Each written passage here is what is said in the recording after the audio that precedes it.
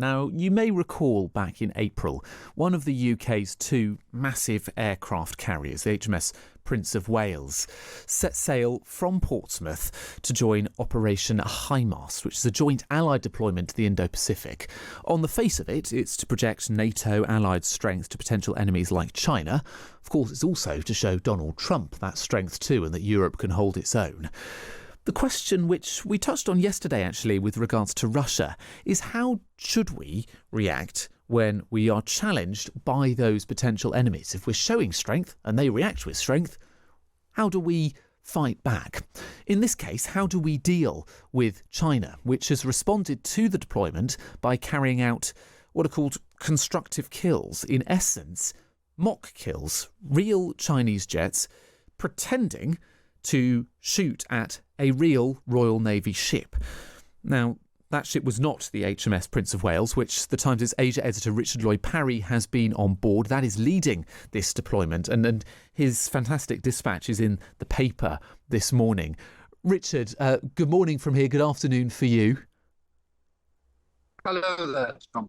Hello, and we're just chatting to Richard live from the airport in Kuala Lumpur, so do forgive us as we sort of fight the line and the crowds in the background. Just explain, Richard, if you can, what are these constructive kills? What has China actually done? Well, a constructive kill is a kind of training maneuver carried out by pilots of fast fighter jets in air forces everywhere. It's part of learning to pilot these jets. And what happens is that the jet goes into the maneuver, the movements, which you would execute if it was about to fire a missile at a target. And in this case, it was the HMS Richmond, a British frigate, which was sailing through the Taiwan Strait. So the jets build up speed, they ascend, and then they suddenly jerk off, turn at 50 degrees, which is exactly what they would do if they were going to launch a missile. But they don't launch that missile, that there's no missile armed. The point of it is to show that if they'd wanted to, they could have done, and this is a skill that fighter pilots need to acquire. Now, of course, in this context, with a British warship sailing through these straits, this is something that, certainly to civilians like you and I, sounds very alarming and aggressive. And it's interesting that it does sound alarming, but then reading your quotes, and like you say, this is the HMS Richmond intentionally sailing through the Taiwan Strait, which China claims as its own, and it's a very active decision by the Royal Navy to sail through it. The quotes from the crew of the HMS Richmond, they don't seem particularly bothered. They seem pretty unfazed by it. No, they weren't particularly bothered. It was quite interesting, but I talked to a number of people about it and said, well, that must have been a nasty moment. And they said, not really.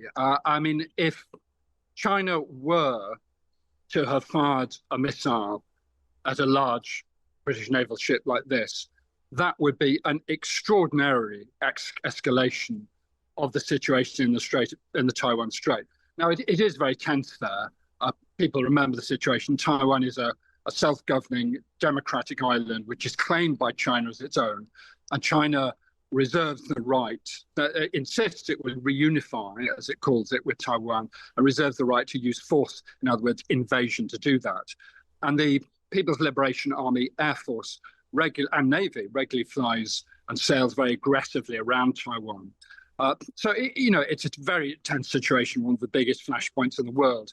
But it's very unlikely, given the situation now, that they would have fired a missile. That really would have broke things in a way that would have been disadvantageous to China, frankly. So these Royal Navy officers weren't that bothered, but obviously they were watching it very carefully. And this is not something you do to shipping in any situation other than rather a tense and difficult one. And what is the point? Is it the training? Is it having a sort of a live target, if you will, of a proper British Royal Navy warship to have a go on? Or is it about the signal that it sends? I think it's both, actually. I mean, clearly it is both a military and political signal. They're saying, look at us. This is what we've got. If we want to do it, this is what we could do to you. I mean, they were doing it in order to be spotted. That's the important thing, I think. In an actual attack, you try and creep up on your adversary by surprise. They weren't doing that. But apart from that, it's also a political signal that they're repeating essentially something they said before. These are our waters. This is our island. Everyone else should stay out of it. And from the UK's perspective, I suppose the whole operation is a signal. It's a rejection of that Chinese claim to sovereignty. Yes, I mean, that's one of the big justifications for it. I mean, there are big questions which people raise quite routinely about whether in 2025, the United Kingdom, with its somewhat depleted armed forces, should be sending a massive fleet of naval vessels, out to Japan and the Chinese waters. But the justification for it, among other things, is that this does send a signal to China that we resist your claims to hegemony over these very important strategic waters through which trillions of pounds worth of international trade flow every year, including trade to and from the UK. Yes, it's absolutely fascinating. Richard, thank you. That is the Times' Asia editor, Richard Lloyd Parry, who's been on board the HMS Prince of Wales. His piece, his dispatch, is in the paper today. It's online.